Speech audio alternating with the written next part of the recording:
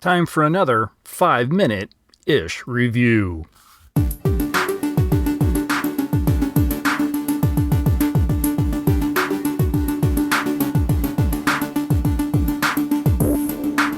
A Blind Bargain is the newest film from creative filmmaker Paul Bonnell.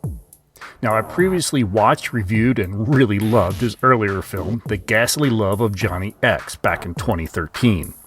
So when I saw his name attached to this one, yeah, I was in. A Blind Bargain is a reimagining of a lost 1922 silent film of the same name, which starred Lon Chaney.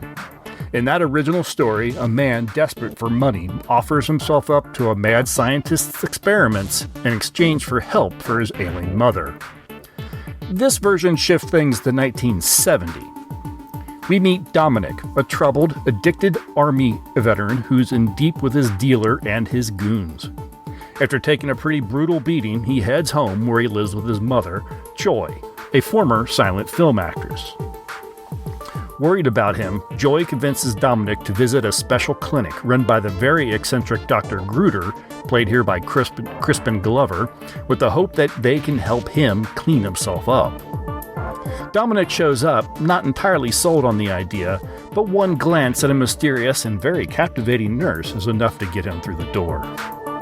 After a brief exam with Nurse Ellie, Dominic heads back home, trying to dodge his dealer Vincent and a social worker who's keeping an eye on Joy. Then comes a little bit of a twist. Dr. Gruder discovers something unusual in Dominic's blood work, something tied to his mother. Joy has a rare and very valuable genetic trait, and Gruder wants it. He's willing to pay for access to her blood for his experiments.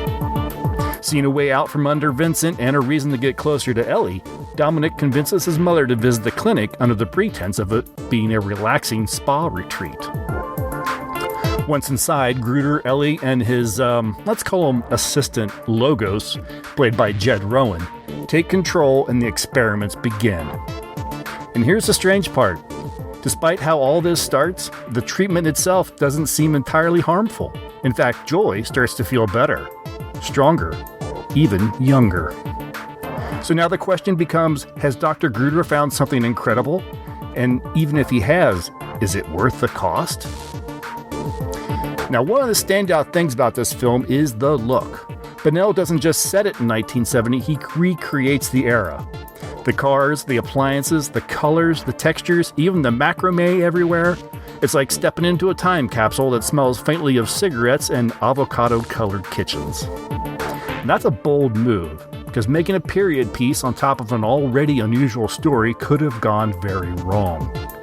But it works and the illusion holds.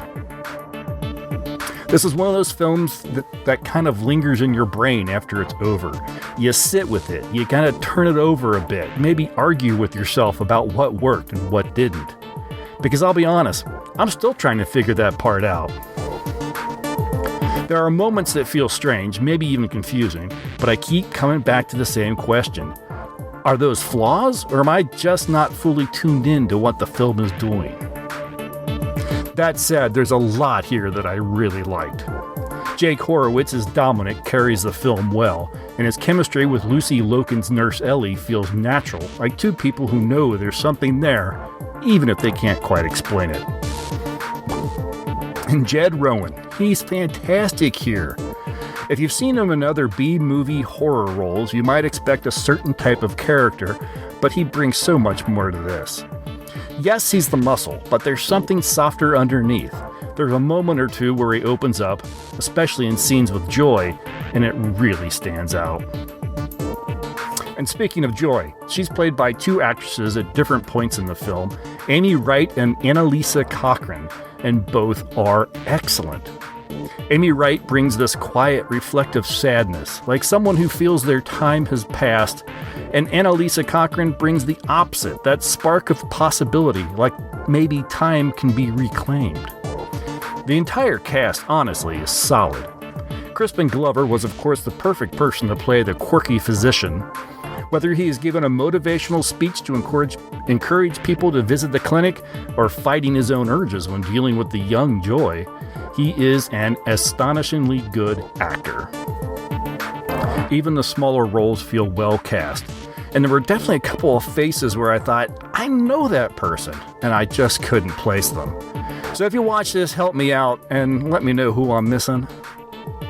So was blind bargain for everyone? No, definitely not. But it might be for you, and you may not know until you give it a shot. So if you do check it out, I'd love to hear what you think. You can find us on social media through the link tree in the show notes, or send an email to timeshifterspodcast@gmail.com.